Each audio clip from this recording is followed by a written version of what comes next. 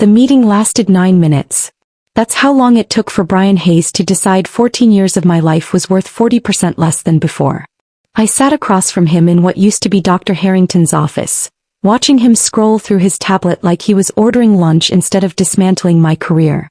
"Your profit margins are too low," he said without looking up. "We're adjusting compensation to align with industry standards." I felt my stomach drop. The expensive suit, the corporate jargon, the casual way he delivered news that would change everything. This was Bright Paw Veterinary Partners in action. 60% of your current salary, he continued, finally meeting my eyes. "Nothing personal, Dr. Langden. Just business. Just business." The words hung in the air like smoke. I'd given everything to Oakwood Animal Clinic.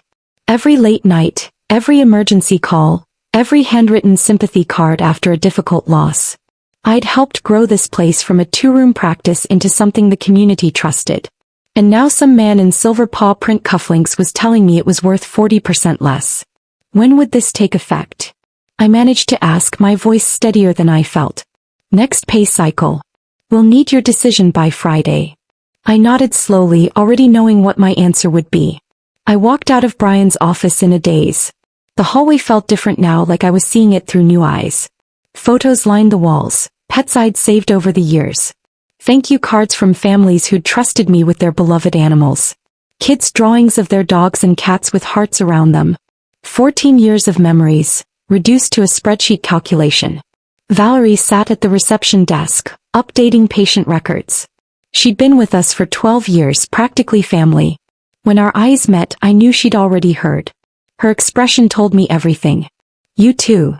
I whispered, glancing at the waiting room where clients sat with their pets. She nodded.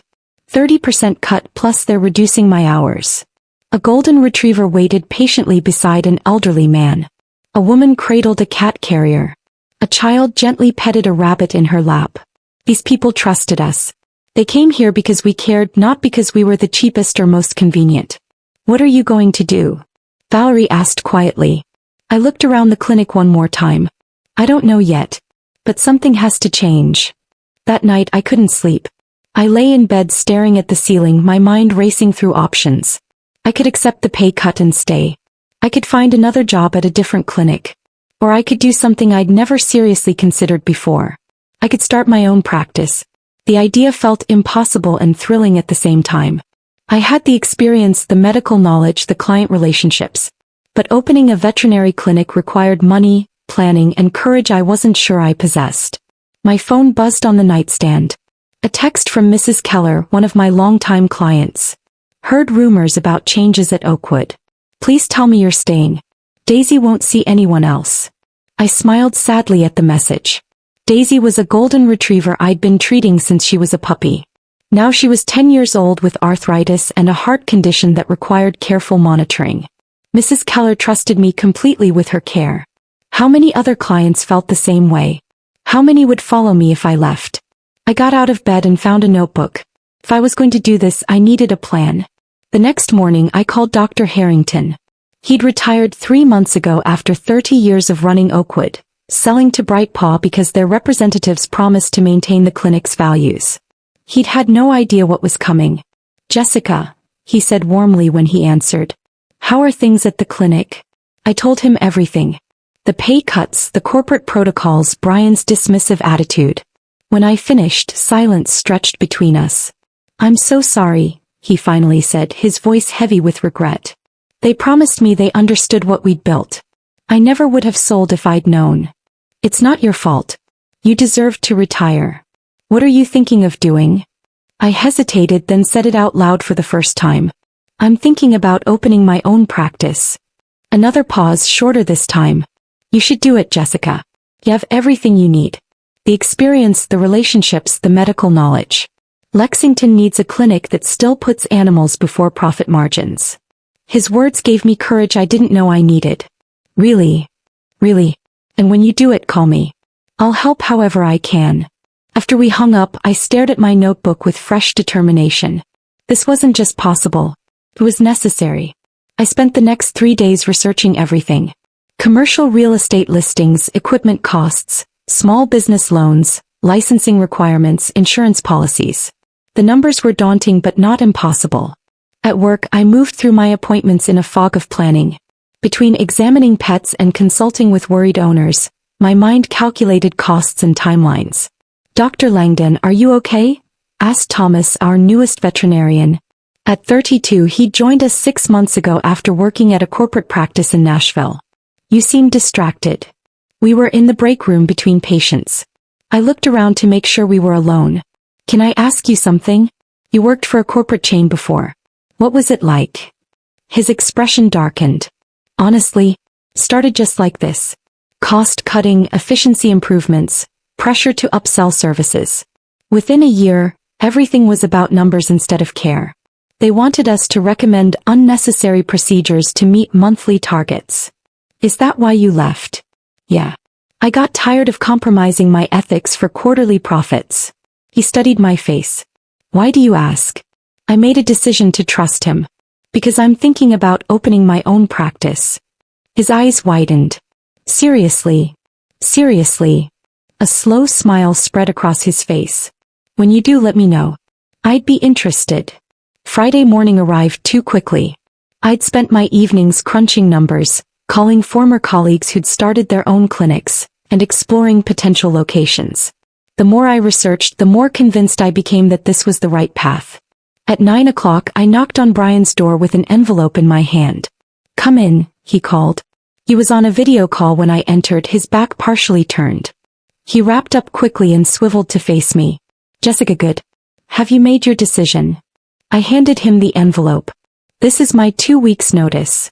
The corporate mask slipped for just a moment, revealing genuine surprise. "You're quitting?" "Over a standard market adjustment.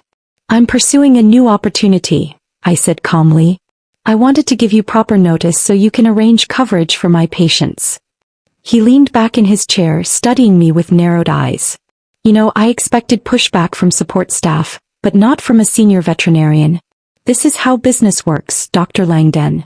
"I understand business realities," I replied. "And I've made a business decision of my own." Brian shrugged, already reaching for my letter. "HR will prepare your exit paperwork. I assume you're joining another practice." "Something like that." I walked out feeling lighter than I had in days. News of my resignation spread through the clinic like wildfire. By lunch, everyone knew. By closing time, 3 people had pulled me aside to ask what I was planning. Maggie, our head technician for 8 years, found me in the supply room. "Is it true? You're really leaving?" "Yes. My last day is 2 weeks from today." "What are you going to do?" I hesitated, then decided honesty was best. "I'm opening my own practice. There's a space over on Riverbank Drive that used to be a pediatrician's office. I'm signing the lease next week." Her face lit up. "Really? That's amazing." She lowered her voice. "When you need a lead technician, call me first." That evening, Valerie texted me. "Whatever you're planning, I'm in." Thomas sent a similar message. "Keep me posted." As I sat at my kitchen table with a legal pad, making lists and plans, I realized something important. I wasn't doing this alone. People believed in me, believed in what we could build together. My phone buzzed again. "Mrs. Davidson, another longtime client. Heard you're leaving Oakwood. Where are you going?" "Because Oliver and I will follow you anywhere." I smiled at the screen. Maybe this wasn't impossible after all. The next morning, I met with a loan officer at a small credit union where I'd been banking for 12 years. I brought my business plan, financial projections, and a folder full of documentation. The officer, a woman named Patricia, reviewed everything carefully. When she looked up, her expression was concerned. "Dr. Langden, you're planning to compete directly with Bright Paw Veterinary Partners. They own a significant portion of the veterinary market in Lexington." "I'm aware," I said calmly. "They have resources you won't have. Corporate backing, marketing budgets, buying power for supplies. They also have something I don't have," I replied. "A reputation for putting profits before pets. I'm betting that matters more to this community." Patricia studied me for a long moment, then smiled. "You know what? I think you're right." She stamped my application. "Welcome to small business ownership, Dr. Langden." Walking out of that bank with approved financing felt surreal. This was really happening. I was really doing this. Next stop, the property on Riverbank Drive. The building had been empty for 8 months. It sat near the river in a quiet neighborhood, surrounded by residential streets and small businesses. The previous tenant, a pediatrician, had retired and moved to Florida. I walked through with the real estate agent taking notes. The layout was nearly perfect. Exam rooms already had sinks and cabinets. The waiting area had good natural light. There was even a small surgery suite that needed minimal renovation. It flooded once about 5 years ago, the agent mentioned. That's why the rent is below market rate. But the owners installed better drainage and it's been fine since. I looked out the window at the river flowing peacefully by. It has good bones. And the location is perfect. So you're interested? Very. When can we sign papers? By the end of the day I'd put down a deposit and started the lease process. Riverbank Animal Hospital finally had a home. That night I drove past Oakwood Animal Clinic. The parking lot was full, lights blazing in every window. It still looked like the place I'd loved for 14 years. But it wasn't anymore. And that was okay. Tomorrow I'd start building something better. My second week at Oakwood began with a shock. Posted in the break room was a new fee schedule, effective immediately. Prices had increased across the board by an average of 30%. Basic vaccinations jumped from $45 to $65. Dental cleanings went from $300 to $425. Worst of all were the new wellness packages that bundled unnecessary tests with routine exams. They're not even trying to hide it anymore, whispered Amanda, a young vet tech who joined us before the acquisition. Dr. Morris already told me we have to recommend the premium package to every single client today. I felt sick. This wasn't streamlining operations. This was exploitation. When Mrs. Whitaker brought in her elderly cat Chairman Meow for his arthritis checkup, I found myself in an impossible position. The new protocols required recommending a comprehensive senior panel costing nearly $500, despite having run similar tests just 2 months earlier. Is this really necessary so soon?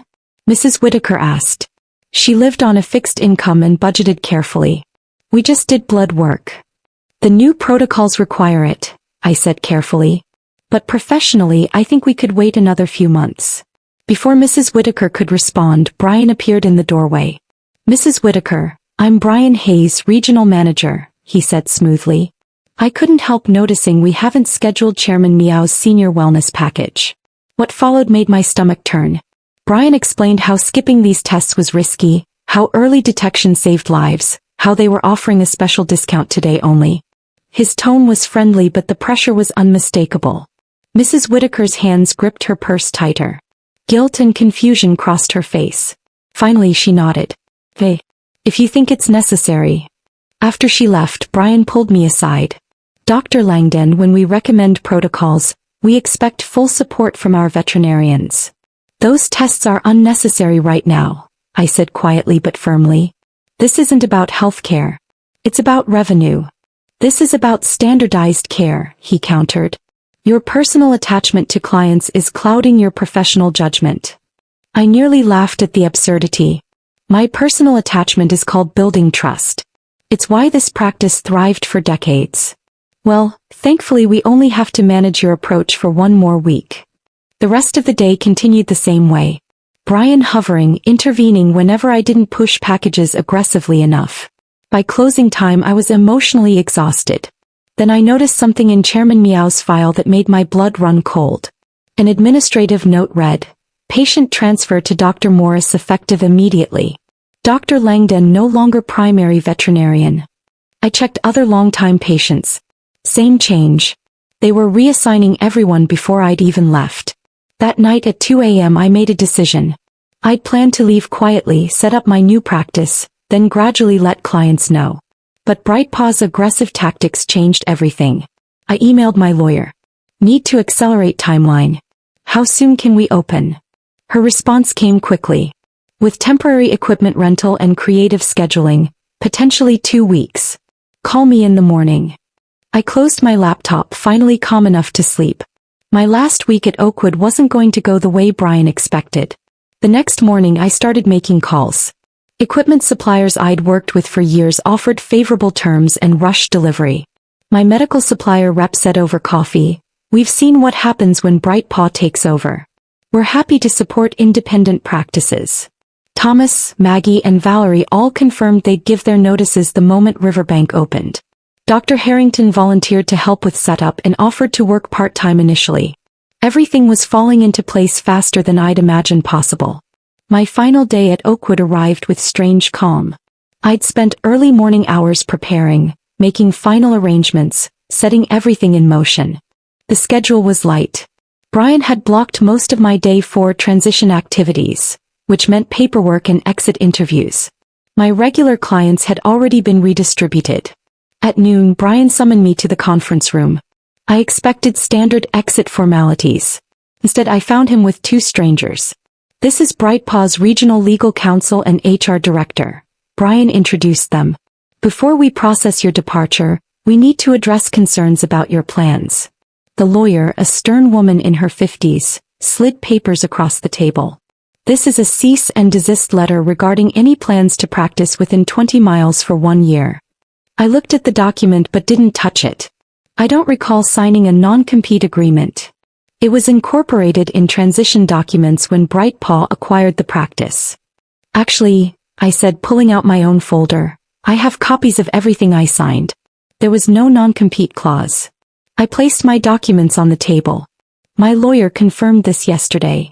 The atmosphere shifted. Brian's confidence faltered. "Furthermore," I continued, "Kentucky law limits enforceability of non-competes for medical professionals, especially when patient welfare is involved." The HR director tried a different approach. "Dr. Langden, perhaps we can find a compromise that works for everyone." 2 hours of negotiation followed. Finally, we reached an agreement. I wouldn't actively solicit Oakwood's clients for 30 days. In exchange, BrightPaw dropped all claims restricting my practice location or timing. By the time we finished, I was officially done at Oakwood Animal Clinic. I collected my belongings, said goodbye to remaining staff, and walked to my car with mixed nostalgia and excitement. As I pulled out of the parking lot, my phone chimed.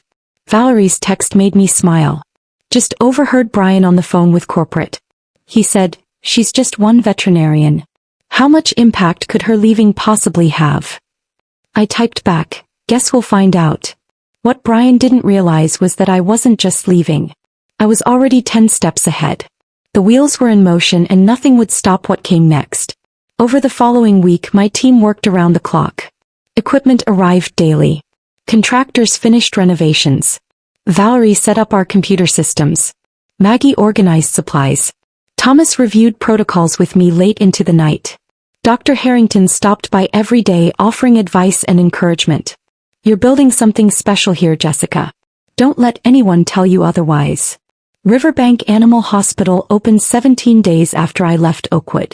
The timeline was ambitious, requiring endless work and creative problem-solving, but we made it happen. I'd personally contacted only about 20 clients whose pets had urgent ongoing needs. I wanted a soft opening to test our systems before a proper launch the following week. At 8:45 a.m., 15 minutes before opening, I looked out the front window at an astonishing sight. A line of people and pets stretched across our parking lot and down the sidewalk. "Did you call all these people?" Thomas asked, eyes wide. "No," I said, stunned. "Just a handful with urgent needs." Valerie was already logging into our system. I think word got around. As we opened the doors, familiar faces poured in. Mrs. Peterson with Baxter the Beagle. The Garcia family with their rescue cats. Mr. Johnson with his ancient tortoise. Clients I'd cared for over years, even decades. "We saw on the neighborhood Facebook page that you were opening today," Mrs. Peterson explained. Nobody wanted to miss it. By lunch, we'd registered 70 pets. By closing, that number exceeded 140. Every single client said the same thing. They followed their veterinarian, not the clinic brand. What touched me most were the gestures of support. Clients brought homemade cookies, congratulations cards, small gifts. One family arrived with pizza for lunch. That evening, exhausted but exhilarated, I received a text from someone still at Oakwood. "Emergency meeting called for tomorrow. Apparently the schedule is suddenly empty." The following week exceeded my most optimistic projections. We expanded hours immediately and hired additional staff to handle the influx. By month's end, we'd registered over 800 pets, approximately 70% of Oakwood's former client base. What surprised me wasn't the numbers but how clients found us. We'd done minimal advertising, just a simple newspaper announcement. Yet clients kept coming, mentioning they'd heard from friends, neighbors, or community social media groups. "The neighborhood pet groups are buzzing about you," one client said while I examined her Labrador puppy. "Everyone's talking about how you stood up to that corporate chain." I hadn't intended to become a resistance symbol, but somehow that narrative took hold. People shared stories about BrightPaw's new pricing and protocols, contrasting them with our transparent fees and individualized care. 3 months after opening, Dr. Harrington toured the fully operational practice. I had to see it for myself. "You've created something special, Jessica." As we walked through the clinic, staff and clients greeted him warmly. Many expressed how much they missed him but how happy they were with Riverbank. "I made a mistake selling to BrightPaw," he admitted quietly. "I should have approached you first." "Everything worked out as it should," I assured him. That afternoon, I received an unexpected email from Brian Hayes requesting a meeting to discuss the veterinary landscape in Lexington. I smiled as I typed my response. "I'm available Tuesday at 2 p.m. Meanwhile, anonymous messages started arriving. A former Oakwood employee sent screenshots of internal emails. BrightPaw Corporate was panicking. Client retention had dropped to 30%. Shareholders were demanding explanations.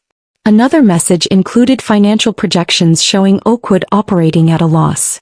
They'd borrowed heavily to acquire the practice, assuming client loyalty to the location rather than the veterinarians. They'd miscalculated badly. The Tuesday meeting with Brian was surreal. He arrived at Riverbank alone, no lawyer or corporate backup.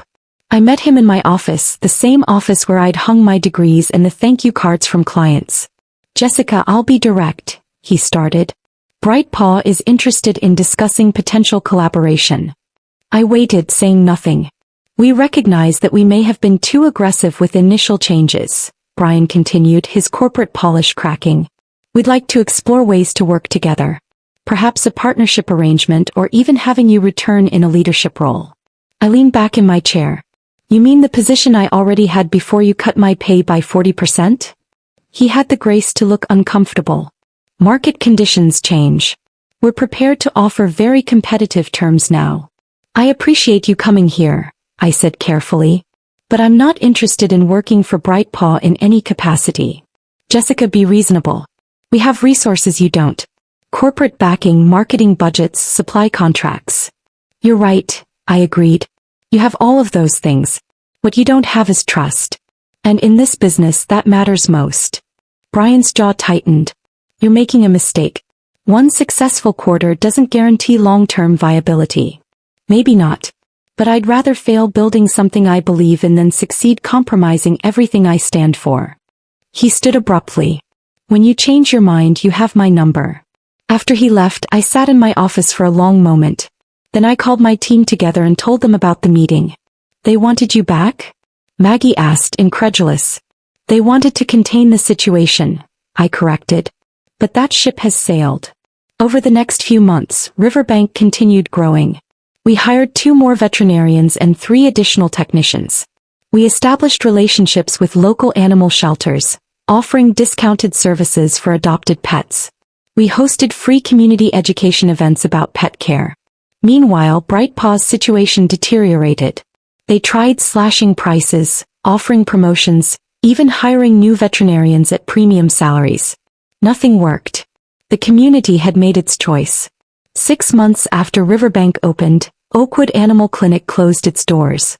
BrightPaw Corporate issued a statement about consolidating regional operations and focusing resources on more profitable locations. The building sat empty for 2 months before a for-lease sign appeared. I drove past it one evening after work. The parking lot where I'd spent 14 years was dark and overgrown. The sign where Oakwood Animal Clinic had hung was gone, leaving only faded paint outlines. I felt a pang of sadness for what had been lost, but also gratitude for what we'd built in its place. Dr. Harrington called that night. "Did you hear? They're closing Oakwood permanently." I heard. "How do you feel about it?" I thought for a moment. Honestly, relieved. Now families don't have to choose between affordable care and corporate upselling. They can just come to us. A year after Riverbank opened, we celebrated our anniversary with a community event. Free pet health screenings, adoption partnerships with local shelters, food trucks, and live music. The mayor attended and gave a speech about supporting local businesses. Hundreds of families came through that day. I saw pets I'd treated at Oakwood, now thriving under continued care at Riverbank. I saw new clients who'd heard about us through word of mouth. I saw my team laughing and working together with genuine joy. Thomas pulled me aside during a quiet moment. You know what's amazing? We're busier than Oakwood ever was, but I'm not burned out. Because the work matters here. Maggie nodded agreement. And we're not pressured to upsell families who can't afford it. Valerie added, plus our online reviews are through the roof. People appreciate honest veterinary care. As the sun set over the river, I stood outside watching families play with their pets on our lawn. Kids ran around with puppies. Elderly couples sat on benches with senior dogs. Teenagers posed for photos with their cats. This was what veterinary medicine should be. Community-focused, patient-centered, relationship-driven. My phone buzzed. An unknown number. Dr. Langden, this is Patricia from the credit union. I wanted to let you know your business loan has been paid off in full, 3 years early. Congratulations. I smiled at the screen. We'd done more than survive. We'd thrived. The story of Riverbank Animal Hospital spread beyond Lexington. Veterinary journals published articles about our community-focused model. Business schools requested case studies about competing with corporate consolidation. Other independent veterinarians reached out asking for advice. I started speaking at veterinary conferences, sharing our experience and encouraging others to consider independent practice. The message resonated. Many veterinarians felt pressured by corporate medicine but didn't think alternatives existed. You proved it's possible, one vet told me after a conference presentation. My corporate employer just cut my pay and increased my patient load. I've been feeling trapped. But your story showed me there's another way. Those conversations reminded me why I'd taken this risk. It wasn't just about my career or my clinic. It was about preserving a model of care that put patients before profits. Meanwhile, BrightPaw's troubles extended beyond Lexington. Their acquisition strategy faced scrutiny in multiple markets. Veterinarians were leaving, clients were dissatisfied, and shareholders were questioning leadership. An investigative journalist contacted me for an interview about the corporate veterinary industry. I agreed, carefully explaining my experience without making it personal. This isn't about vilifying anyone, I told her. It's about questioning whether the corporate model serves animals and families well. In my experience, it doesn't. The article ran in a major newspaper and went viral online. Comments poured in from people sharing similar experiences with corporate veterinary chains, medical practices, and other healthcare services that had prioritized profits over patients. I received thousands of messages. Some were from pet owners thanking me for speaking up. Others were from veterinary professionals sharing their own struggles with corporate pressure. A few were from business students wanting to understand how we'd succeeded against a larger competitor. One message stood out. It was from Brian Hayes. Jessica, I wanted to reach out personally. I've left BrightPaw and am doing some soul searching about my career in veterinary management. Would you be willing to talk sometime? I'd like to understand what I missed. I stared at the message for a long time before responding. Brian, I appreciate you reaching out. I'm willing to have a conversation, though I can't promise easy answers. What happened at Oakwood wasn't about personal failures. It was about systemic problems with how corporate medicine operates. If you're genuinely interested in understanding that, let's talk. We met at a coffee shop the following week. Brian looked different, less polished, more uncertain. I've been thinking a lot about what happened, he started. At the time, I genuinely believed I was doing the right thing. Standardizing operations, improving efficiency, maximizing returns. That's what I was trained to do. The problem, I said gently, is that healthcare doesn't work like other businesses. Efficiency matters, yes, but not at the expense of trust and relationships. Those things can't be quantified on a spreadsheet, but they're essential to good care. Brian nodded slowly. I see that now. After Oakwood failed, corporate blamed me. Said I'd mismanaged the transition. But then I saw the same pattern repeating at other acquisitions. The problem wasn't my management. It was the model itself. We talked for 2 hours. By the end, Brian seemed lighter, like he'd been carrying weight he could finally set down. "Thank you for meeting with me," he said as we prepared to leave. "And for what it's worth, I'm genuinely glad Riverbank succeeded. It's what the community deserved." After he left, I sat for a moment reflecting on the strange journey that had brought me here. A year and a half ago, I'd been sitting in an office being told my work was worth 40% less. Now I was running a thriving practice, speaking at conferences, and even helping the person who delivered that news find a better path forward. Life was strange sometimes. Back at Riverbank, my team was preparing for our afternoon appointments. The waiting room was full of familiar faces and wagging tails. Valerie greeted each client by name. Maggie prepped exam rooms with practiced efficiency. Thomas consulted with a worried owner about her dog's limping. This was what I'd fought for. Not revenge against Brightpaw, not proving anyone wrong, but creating a place where good medicine and good business could coexist. That evening, as I locked up for the night, I paused in the lobby. We'd recently hung a new plaque that read, "Built by kindness. Run on integrity." My phone buzzed with a message from Dr. Harrington. "Saw the article. Told you they couldn't touch what you've built. Proud of you, Jessica." I smiled and typed back, "Couldn't have done it without your encouragement. Thank you for believing in me." As I drove home along the river, I thought about everything that had changed. The fear I'd felt that first day in Brian's office. The uncertainty of starting over. The exhausting work of building something from nothing. The satisfaction of seeing it succeed. They'd thought I'd begged to stay, that I needed Oakwood more than Oakwood needed me. They'd miscalculated the value of relationships, trust, and genuine care. In the end, I hadn't buried them through aggressive competition or corporate warfare. I'd simply built something better, something aligned with my values, something the community wanted and needed. And that had been enough. 2 years after opening Riverbank Animal Hospital, I stood in our expanded facility. We'd recently renovated the building next door, doubling our space. We now had 8 veterinarians, 12 technicians, and support staff who genuinely loved their work. The anniversary celebration was even bigger than before. Local media covered it. The mayor returned, bringing a proclamation recognizing our community contributions. Families lined up for free pet health screenings and adoption events.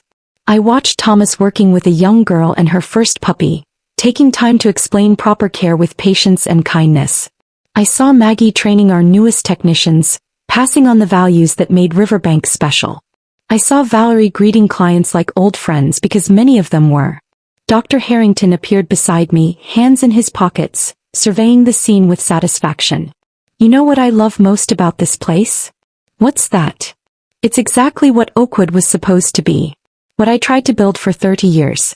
You didn't just preserve that vision, Jessica. You perfected it." I felt tears prick my eyes.